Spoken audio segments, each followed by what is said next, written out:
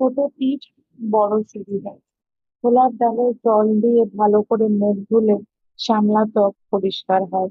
বাদাম, কিশমিশ আর কলা দুধে মিশিয়ে খেলে শারীরিক দুর্বলতা দূর হয়ে শক্তি পাওয়া যায়। বসে বসে ঝাড়ু দিলে কখনো কোমরের শির দ্বারায় কোনো সমস্যা হয় না। জোয়ার আর ছোলার আটা সুগারের পেশেন্ট খেলে সুগার কন্ট্রোলে থাকে। পেটের বেশিরভাগ সমস্যা ধীরে ধীরে চিবিয়ে খাওয়ার খেলে তা দূর হয়। সর্বদা ইয়াং থাকতে হলে রাগকে কন্ট্রোল করতে হবে, কারণ কথায় কথায় রেগে যাওয়া মানুষদের বার্ধক্য খুব তাড়াতাড়ি চলে আসে। স্নানের আগে চুলে তেল দিয়ে মালিশ করলে চুলের গোড়া মজবুত হয়। নিঃশ্বাসের সমস্যা বা অ্যালার্জি হলে আদাটা জাদুর মতো কাজ করে। ভাজা ছোলা রোজ খেলে কাশি থেকে আরাম পাওয়া যায়।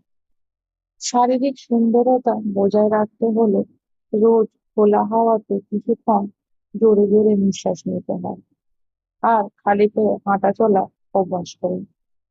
কিছু পুদিনা পাতা 1 লিটার জল ফুটিয়ে সেই জল সারাদিনে 3-4 বার খেলে ময়দা থেকে হওয়া অ্যাসিডিটি দূর হয়। সর্ষের তেল, হলুদ আর সামান্য লবণ মিশিয়ে দাঁত মাজলে দাঁতে পোকা হয় না আর দাঁত চকচক করে থাকে।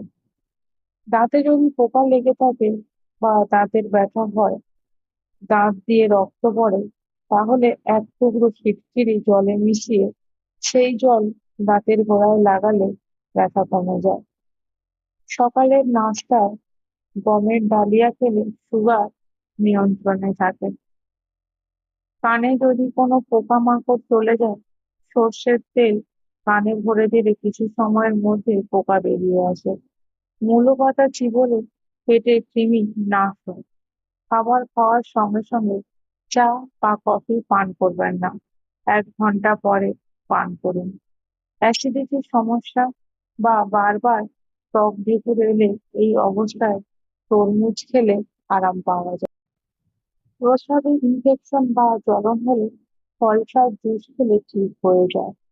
ত্বকে দাগ, ফোড়া, চুলকানি হলে করলার রস পান করলে ঠিক হয়ে যায় এবং ত্বকের উজ্জ্বলতা ফিরে আসে। গোলাপ ফুলের গন্ধ শুকলে ডিপ্রেশন দূর হয়। পেঁয়াজ গাছ বাড়িতে থাকলে বাড়িতে বিচ্ছু আসে না। রেগুলার শশা খেলে আপনার হৃদস্পন্দন নরমাল রাখেন। 1 চামচ আদার রস দেশি ঘি মিশিয়ে রোজ সকাল সন্ধ্যা খেলে কোমরের ব্যথা দূর হয়। মেথি দানা ব্যবহার করলে বুকের অস্বস্তি এবং কফ রোগ দূর হয়। দইয়ের সঙ্গে বাদাম মিশিয়ে খেলে শরীরে শক্তি পাওয়া যায়। শারীরিক ক্লান্তি লাগলে গ্রিন টির সাথে রসুন মিশিয়ে খেলে ক্লান্তি দূর হয়।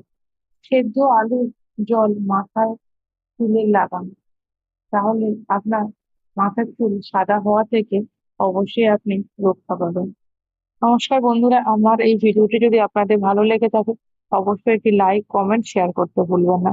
আর নতুন নতুন এমন ভিডিও পেতে গেলে অবশ্যই আমার চ্যানেলের বেল আইকনটি প্রেস করে রাখুন, যাতে আপনাদের কাছে নোটিফিকেশনটি পৌঁছে যেতে পারে সবার আগে।